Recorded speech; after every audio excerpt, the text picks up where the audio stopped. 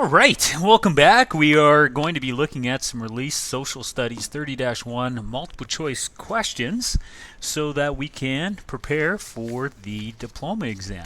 And today we are looking at those released for the 2020 year. And some of them will be based on politics, some were based on the economic portion of the class, some are based on what I would describe as the history, and others are kind of an introduction, or even some that transcend one unit into the other.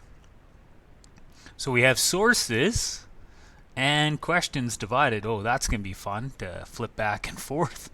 Yay. That's not cool. All right, so number one. Number one. There we go. Yeah, let's get started.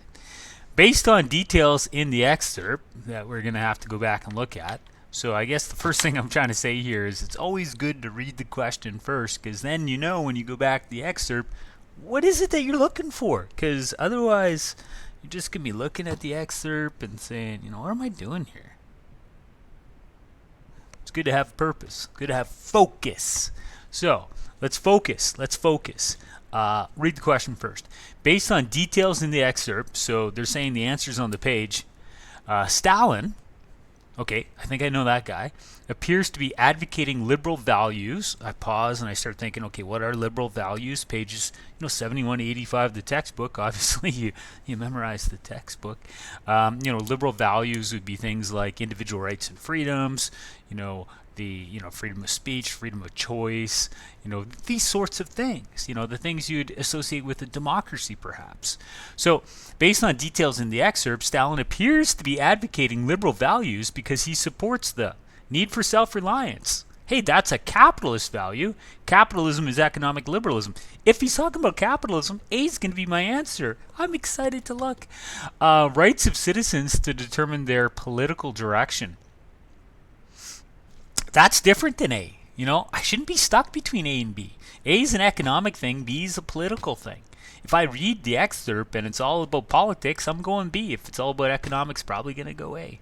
Can't be stuck between those two. I often hear students, you know what, I get it down to two good answers. I don't know what to do.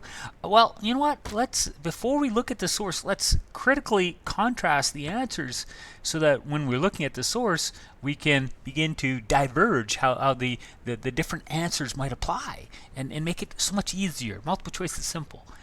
Belief that the Soviet Union was the legitimate protector of the Slavic peoples. Totally different.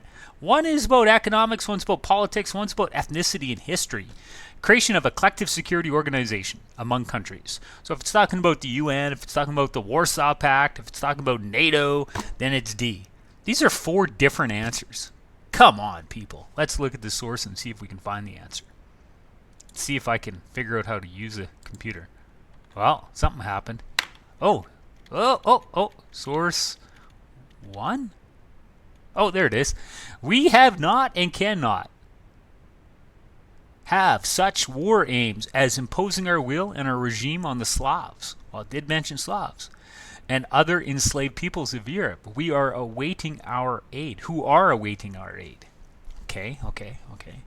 Our aid consists in assisting these people in their liberation struggle against Hitler, tyranny, and then setting them free to rule on their own land as they desire. No intervention whatever in the internal affairs of other peoples. So what part of it, what part of this fairly short excerpt is he talking about liberal values? Well, I'm really looking at those last two sentences. This idea of setting them free to rule on their own land as they desire. No intervention whatsoever in the internal affairs of other peoples.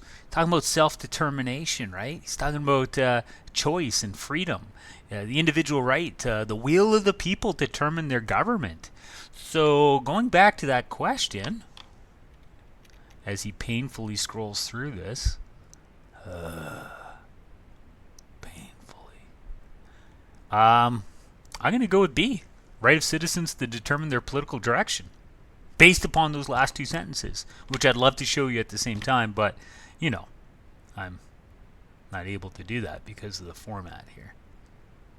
But yeah, that's the answer, isn't it? I don't know. We'll see at the end, right? Because the key's at the end. But number one, I'm going to go B. I'm going to go B. Number two. Following the Second World War, Stalin's statement would have been likely regarded by American politicians. Following the Second World War. So it's done in 1942, but the question says following the Second World War. I bet that's key, right? So not 1942, but following the Second World War, American politicians would have seen this as something. So in 1942, Stalin's Uncle Joe, right? He's our buddy. Arm around him, we're together united against Hitler. But following Second World War, that changes things, doesn't it? That's, I think in my mind, I think of the Cold War.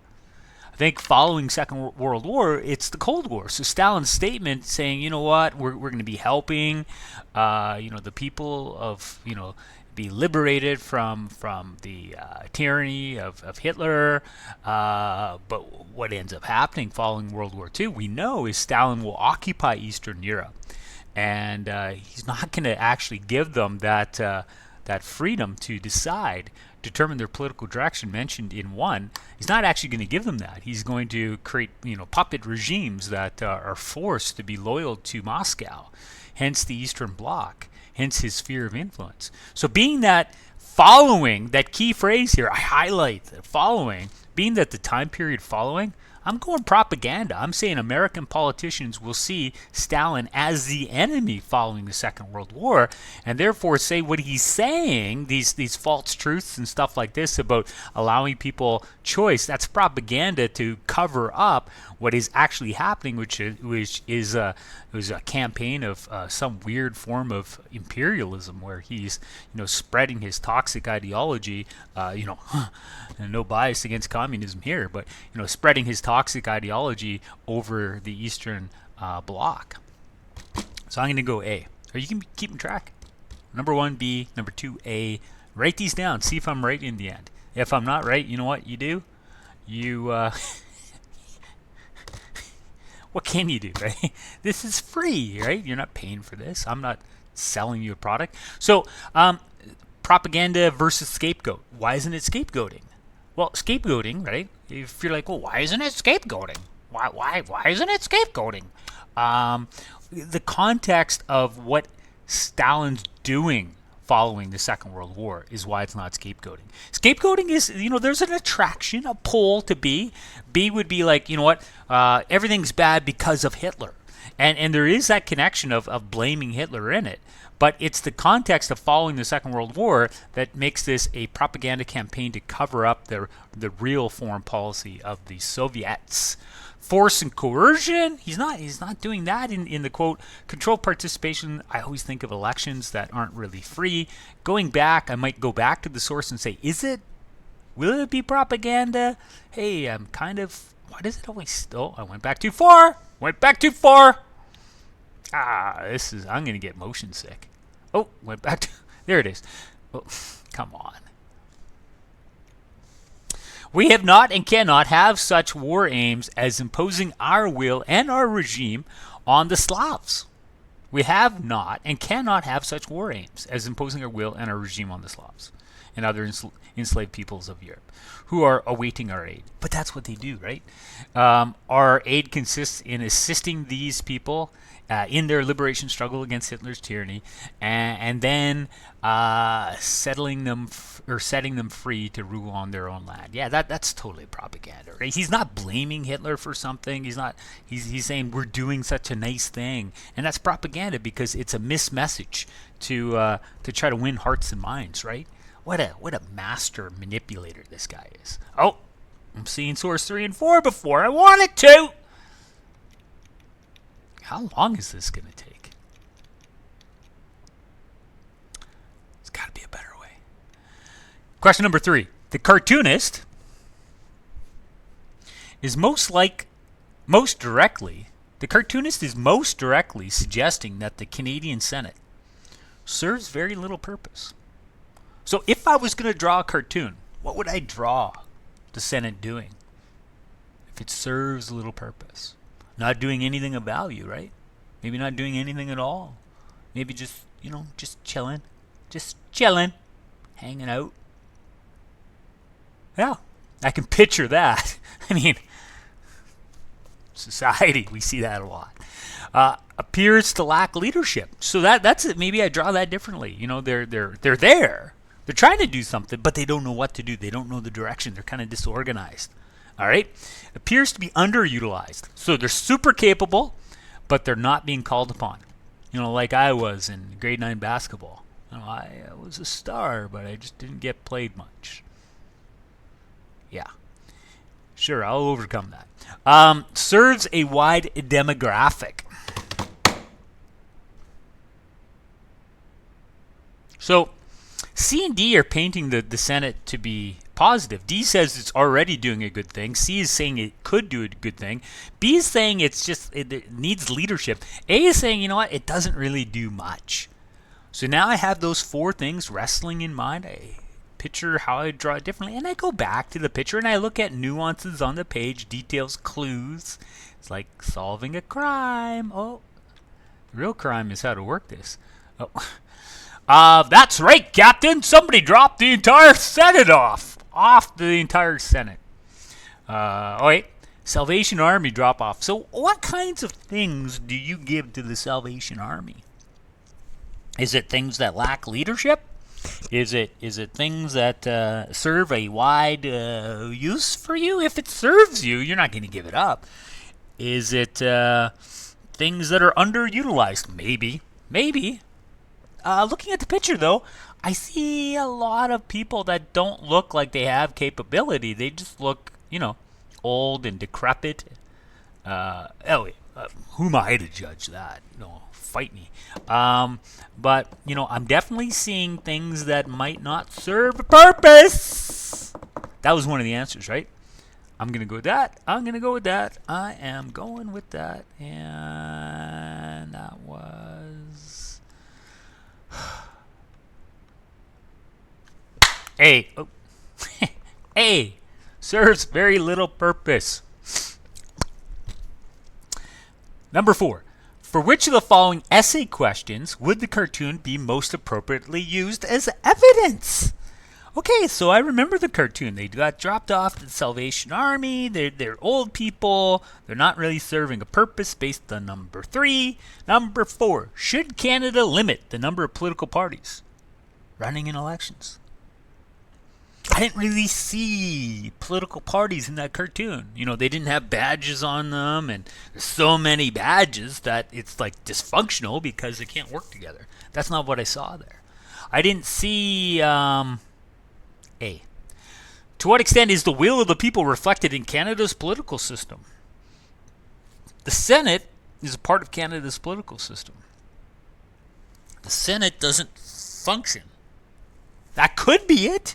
I mean, I don't love it, but it could be it. To what extent are gender differences? There's men and women in the picture. Yeah. But is that the focus? Is it, though? Should political appointments within the Canadian government receive compensation? Well, definitely people are appointed to the Senate. Maybe it's that. But there's nothing about, them being overpaid. Like, if it's D, I would have drawn it with money bags surrounding these senators, right? If it's the one about political allegiances, I would see that they can't work together because of different parties. Yes, there are men and women in the photo, but that's not the focus. So the fact that they've been dropped off, give us anything you no longer have any use for, we can infer that this is a satire that the people of Canada don't have a use for the Senate, so that makes the answer very easy to find. It's got to be B. To what extent is the will of the people reflected in Canada's political system? Book it. It's B. Whew. Only 25 minutes in and we've done 4 questions. Number 5. The student protesters in source 1. That means there's going to be It says right there in the prompt, 2 sources. So I don't want to look at both sources until I have to, right? For number 5, I only have to look at one source. So I'm only going to look at one source. But I want to look at it with purpose. I'm going to read the question first. The student protesters in source 1, through their actions, are most clearly demonstrating. So I have to look at them and say, well, what are they doing? Well, they're protesting. I already know that. It says in the prompt. Support for pro-democracy movement through peaceful dissent. So if they're protesting but like fighting someone, if they're using violence, then it's not A. But if it's peaceful, and what they're protesting for, they have signs that like, hey, we want democracy, then it's A, right? Whew. Acceptance of foreign efforts to halt incidents of domestic unrest. They're demonstrating acceptance of foreign efforts to halt incidents of domestic unrest. So they're protesting because we really like other governments and how they've been shutting down domestic unrest. So it's kind of like it's 1989 and you protest in favor of the Chinese government, saying, you know what, I really like what you did in Tiananmen Square. I mean, maybe that's what they're protesting for. I haven't looked at the photo. I mean, it flew by 10 times as we're scrolling. Resistance to political injustice and corruption using radical methods. Okay, so using radical methods in C is different than peaceful dissent in A. I've contrasted them. You look at the photo, you shouldn't be confused. Rejection of authoritarian regimes that embrace economic liberalization. So they're demonstrating rejection of dictatorships that embrace capitalism. So basically, they're demonstrating rejecting fascism. So now I just got to look at the picture. Just look at the picture already. I'm scared to look at the picture. I don't like scrolling. By the time I get there, I'm going to forget what the question was. Oh, okay. Oh, what? It's painful to watch this, isn't it? Oh, come on! Urgh. The world must know Gaddafi has to go. Libyan students in Malaysia. So Gaddafi was the leader of Libya. These are Libyan students, but they're not in Libya. They're in Malaysia. Shout slogans and hold placards, that's signs, denouncing Libyan leader Muammar Gaddafi during a protest outside the Libyan embassy, 2011.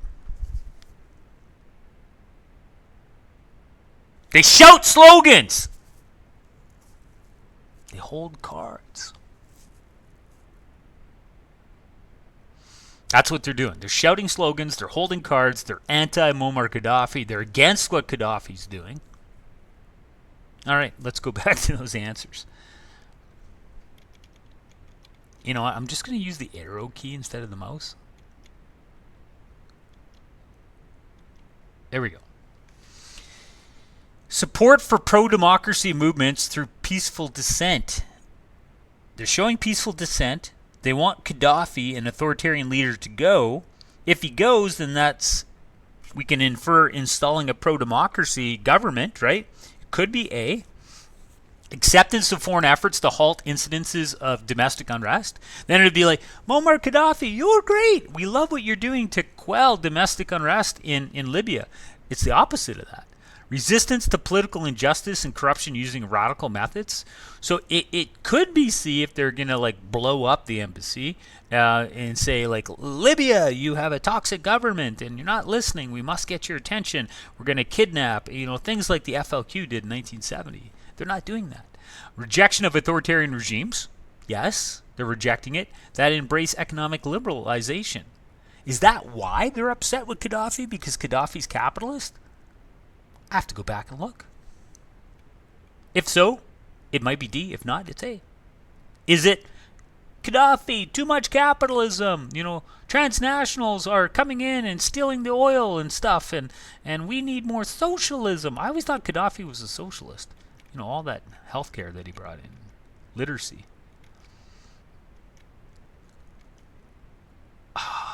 Even that doesn't like to work for me. So, looking at the pictures of what I can read, I don't see anything about capitalism or economic liberalization. The answer's got to be the other one, which was A. Which was A. All right. So that's 5. 5 is A. You know, good thing you guys get booklets, because technology is horrible to work through these questions. Just a note for future exams, right? Which of the following lessons would reinforce the position expressed by the demonstrators in 2? Okay. Questions 5 to 11. Holy smokes, these are a lot of questions. I'm probably going to have to take a break after that. Which of the following lessons would reinforce the position expressed by the demonstrators in 2? We'll have to go back. We'll have to look at what they want. Authoritarian governments often rely on foreign assistance. I mean, yeah, okay, maybe. Yeah, I mean, there's some logic to that, but we'll have to look at see what they're doing, right? Because it says, expressed, reinforce the position. In order to do this one, I have to figure out what is their position, right? Military alliances should coordinate efforts to remove dictators. Are they like, hey, NATO, come do this? C, acts of terrorism should be avenged through acts of armed aggression. D, influencing regime change in foreign countries often leads to domestic resistance. Again, I would argue 4 distinctively different possibilities, and I cannot go back and complicate things until I understand how each one's different. How is A different than B? How is B different than C? How is C different than D? A, authoritarian governments often rely on foreign assistance. Military alliances should coordinate efforts to remove dictators. Acts of terrorism should be avenged. Influencing regime change in foreign countries often leads to domestic resistance. I have them all pictured. I go back. I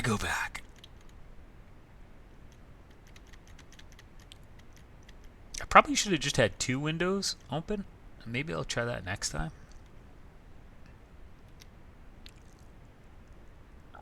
Here we go again. The lessons of Iraq and Afghanistan have not been learned. Protesters demonstrate against the proposed military intervention in Libya, in London. So, same case study, but now we're in London, and now we have a protester protesting against proposed military intervention. So, in his placard, I learned a word, in his placard, he's saying we haven't learned our lessons in Iraq and Afghanistan. So what is the lesson? What happened in Iraq and Afghanistan as a consequence of proposed military intervention, right? So when we had military intervention in 2001 in Afghanistan, when we had military intervention in Iraq in 2003, what happened that makes this guy, good-looking guy by the way, what would make this guy say, let's not do that again? What are the lessons of Iraq and Afghanistan? I think I remember something about domestic resistance, right? Because, it didn't go well. Right? So influencing regime change. We topple Saddam Hussein 2003. He goes, hides in a spider hole. He gets found. He gets executed. In the streets, what happens? Rise of ISIS. Rise of ISIL. Rise of civil and domestic unrest and resistance. Suddenly, the U.S. and the coalition of the willing are fighting, a guerrilla war with an enemy they can't identify, and American soldiers are being executed, live TV or live on the internet and hung from the bridges in Fallujah. So I'm going with D. I'm going to D because I remember that part that he's talking about with his placard. The idea of, why would he be doing that? By understanding the position expressed by the demonstrator, I can get the answer to D. So first step, I've got to figure out, how are the 4 answers different? Second step, I go back, I figure out what is the position expressed by the demonstrator. Third step should be just a simple matching thing. Matching's easy. Well, except clothing. Number 7. With which of the following statements would the demonstrators in sources 1 and 2 most strongly agree? Okay, well, I remember them. Source 1, they were saying, Gaddafi's got to go. Source 2 was saying, let's not remove him. So, common ground here. That's interesting. Individuals have a right to express dissent against government policies. Well, They're both protesting, right? So that's some common ground.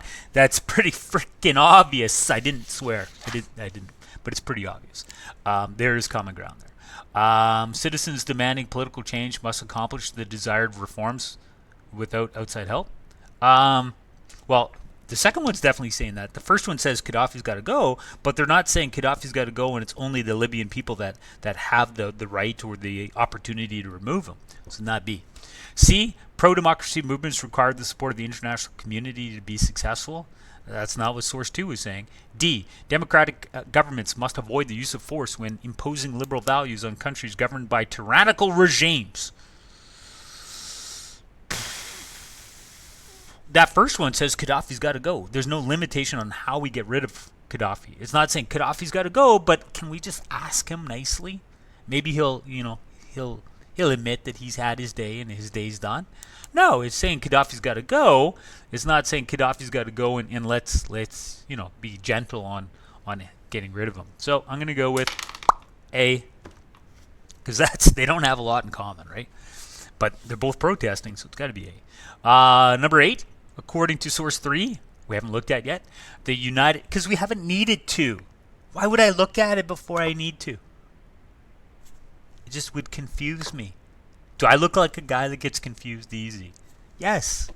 And yeah, you do too, because the test, the high stakes. So make it easy on yourself. Do what is necessary in the moment. According to source 3, the UN Security Council resolution was motivated by a concern for global security. UN and global security. Man, I could talk about that for days. Humanitarianism. UN and humanitarianism. Security Council, by the way. Not just any part of the UN. Security Council. National prosperity. UN. I'm not going with that. I don't think. Political independence. So their resolution. So we got to go back and figure out the resolution. So the UN Security Council, they make some kind of resolution, and the resolution is going to be attached to global security. So it's like, let's send in some peacekeepers.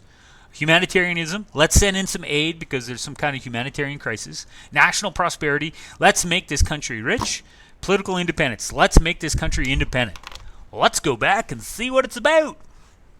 It's about.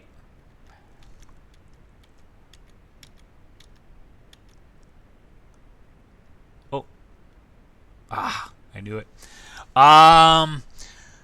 It's about Libya. All right, so Canadian Prime Minister Stephen Harper makes a statement, March 2011. Last night, the United Nations Security Council passed a resolution. Hey, that's what we need to find. Endorsing immediate action to protect Libyan citizens from the threat of further slaughter. So we need to do something to protect Libyan citizens. Then it's not going to be that one, whatever it was about political independence or whatever, like sovereignty, autonomy, self-determination of the the Libyan government to take care of Libyan stuff, because we're saying no, we're intervening. This is interventionism, not we're going to allow nations to do whatever they wish within their borders. So it can't be what I think that was D. It's not that one. Canada, in cooperation with our allies and other members of the international community, worked to gain support for this resolution. We will now take the urgent action necessary to support it. As a consequence, the government has authorized the deployment of CF-18 fighter jets to join the HMCS Charlottetown in the region. If Colonel Gaddafi does not comply with the Security Council resolution, Canadian Armed Forces, CAF, working with other like-minded nations, will enforce the resolution. It's getting tough. One either believes in freedom, or one just says one believes in freedom. The Libyan people have shown by their sacrifice that they believe in it. Assisting them is a moral obligation upon those of us who profess this great idea. And you know what? Keep looking. It's not done yet. Security Council resolution approving a no-fly zone. There's more information there. So what is the resolution? It's a no-fly zone. So no-fly zone over Libya. So the The Security Council, UN, is going to use the might of an alliance of willing. We're going to send our CF-18 fighter jets to fly over Libya to make sure that the Libyan government can't use their own air force to hurt the Libyan citizens. That's what's happening here. Okay, so the crisis is Libya's government is slaughtering its own people. And we're sending planes over there so that we can stop that from happening. It's not about global security. It's about a regional thing, right? It's definitely about humanitarianism because there's the needs of the Libyan people. National prosperity, it's not like let's do what's going to make Libya rich. It's not about the independence of Libya. It's B. Took me a while to work through it. But once I did, I know it's right. If I didn't know it's right, I might put a question mark. But I know it's right. I put a happy face there. Number 9. 3 more to go, and then we're going to take a break. In the context of Source 3, Harper's reference to the Libyan people reveals his belief that the global consciousness among Libyan citizens is widespread. The global consciousness. I mean, what do you mean by global consciousness? The collective consciousness or the consciousness in terms of like global values? Whew. Either way, I'm going to put a question mark by that. Civil rights movement in Libya was influenced by liberalism? Maybe too. Yeah. Oh, now I got 2 maybes. Pro-democracy movement may extend beyond Libya's borders. Well, it's not really about it going from Libya out. It's more about democracy going from out into Libya. So I'm probably going to say no to that, even though, I'm starting to think this is part of the Arab Spring. But the Arab Spring didn't begin in Libya. It began in Tunisia, which educated people all around the world are shuddering now at the way I pronounce things. Collective desire for political reforms exists among Libyan civilians. So, reference to Libyan people, he's talking about how the Libyan people want democracy, right? Collective desire, the Libyan people want political reform because they want democracy. If that's what it's saying, it's D. Again, it would be way easier to go back if you had 2 print copies. Maybe I'll print some out for next time. Man, having a plan would be good. Okay, so look for the term Libyan people, right? Because that's the prompt, that's the key, that's the cue. Last night, UN and Security Council passed a resolution endorsing immediate action to protect Libyan citizens from the threat of slaughter. Canada cooperation. We're going to do some things. We're urgent. Consequence: fighter jets, Gaddafi, Security Council, the Libyan people. Libyan people have shown by their sacrifice that they believe in it. The previous sentence gives us the answer. One either believes in freedom or one just says one believes in freedom. The Libyan people have shown by their sacrifice that they believe in freedom. So if they believe in freedom, then they want democracy. So going back to the question.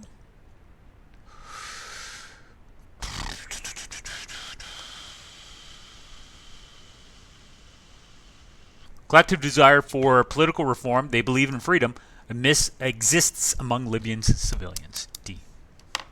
So it's those 2 sentences, finding them in context, trying to associate them with, okay, are they talking about global consciousness? Are they talking about civil rights movement in Libya being influenced by liberalism? Are they talking about pro-democracy movement maybe extending from Libya out? No, what they're saying is that there's a collective desire, the Libyan people wanting, they believe in freedom, political reform.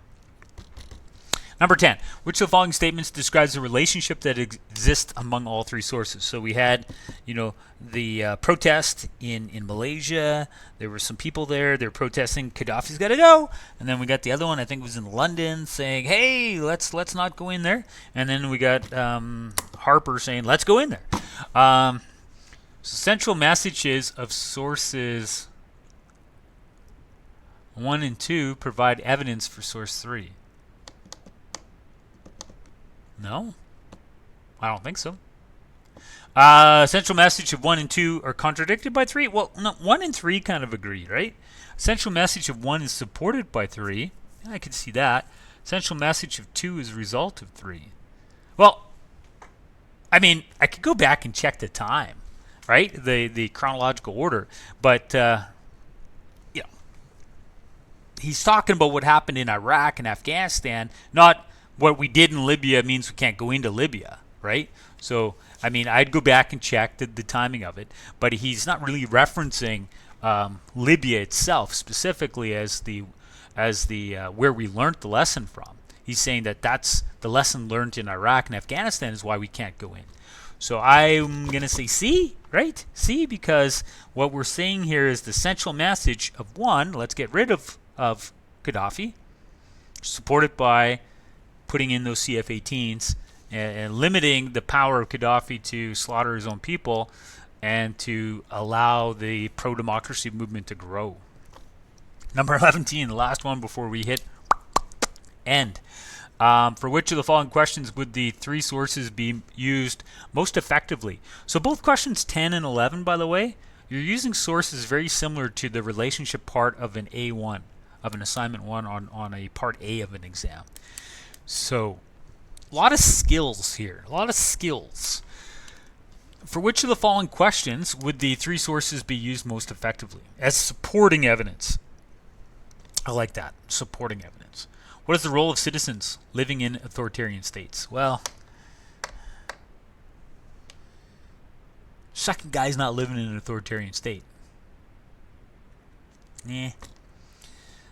What led to the collapse of liberalism in the Middle East? It's about the growth, not the collapse. How has the individual contributed to reforming liberalism in Libya? All right. Is liberalism viable in a variety of settings in the contemporary world? So I've gotten rid of, A,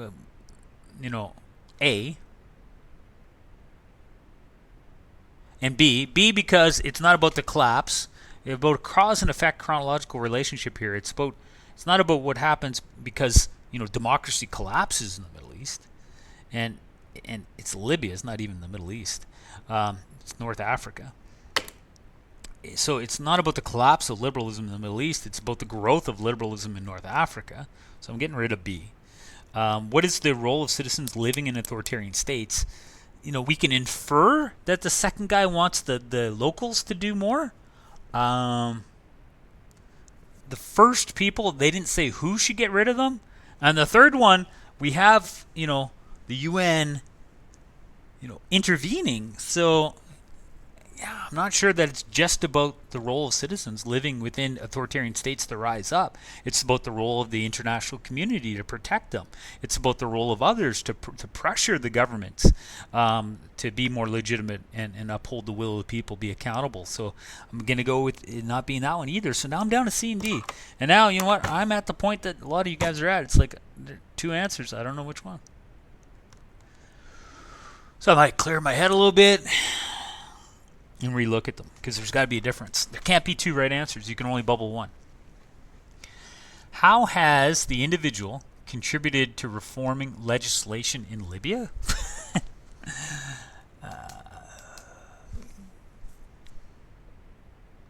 I didn't see one piece of legislation mentioned in those three sources.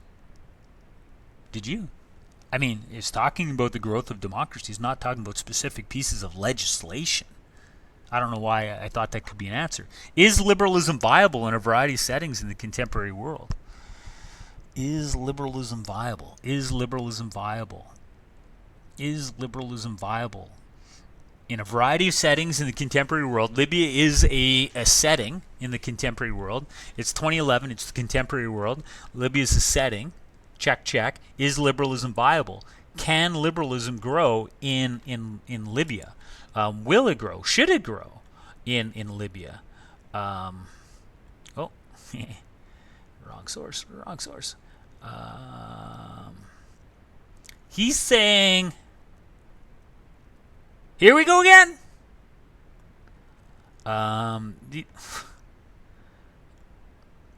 These guys want